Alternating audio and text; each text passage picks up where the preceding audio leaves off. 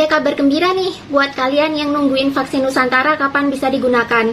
Walaupun belum melewati uji klinis tahap ketiga, tapi sekarang vaksin Nusantara sudah boleh diakses oleh Kemenkes loh.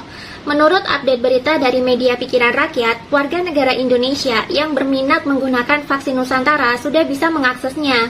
Menurut juru bicara vaksinasi COVID-19, Ibu Siti Nadia Tirmizi, untuk warga yang ingin menggunakan vaksin Nusantara tentunya harus menerima sejumlah syarat.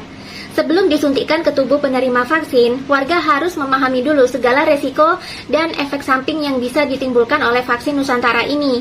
Sebagai informasi, vaksin Nusantara ini menggunakan metode yang sangat berbeda dengan vaksin pada umumnya. Vaksin umum atau vaksin konvensional menggunakan virus yang dilemahkan atau dimatikan atau menggunakan adenovirus untuk disuntikkan ke tubuh si penerima vaksin. Setelah disuntikkan, harapannya virus atau adenovirus tadi bisa merangsang tubuh untuk membentuk antibodi melawan virus COVID yang sesungguhnya. Sedangkan untuk vaksin Nusantara ini berbeda. Vaksin Nusantara tidak menggunakan virus yang dilemahkan atau dimatikan ataupun menggunakan adenovirus yang disuntikkan ke dalam tubuh. Tapi vaksin Nusantara menggunakan metode imunoterapi menggunakan sel dendritik. Jadi darah kita nanti akan diambil sedikit untuk dipisahkan sel dendritiknya di laboratorium. Setelah itu sel dendritik ini dikenalkan dengan virus COVID di sebuah wadah khusus. Sel dendritik yang sudah menyimpan memori tentang karakteristik virus COVID yang harus dilawan ini kemudian disuntikkan kembali ke dalam tubuh.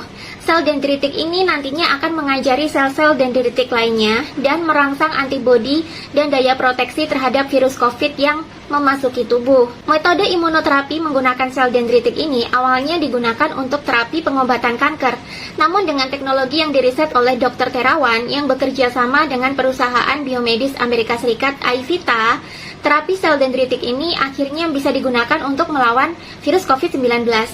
Meskipun sempat menuai kontroversi karena BPOM menolak uji klinis vaksin Nusantara, nyatanya beberapa orang penting di Indonesia justru melakukan suntik vaksin Nusantara loh, ketimbang memilih vaksin-vaksin lain.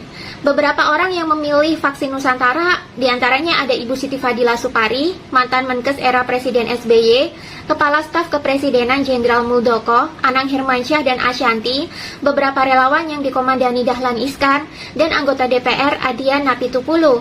Dan dari orang-orang yang disuntik ini tidak menunjukkan adanya kipi berat dan merasa lebih sehat setelah divaksin. Dan tentu saja vaksin Nusantara ini aman bagi orang dengan komorbid. Meskipun demikian, belum ada kejelasan dari pemerintah di mana kita bisa mengakses vaksin Nusantara ini. Mudah-mudahan vaksin Nusantara bisa segera tersedia di rumah sakit dan di puskesmas-puskesmas terdekat di kota kamu.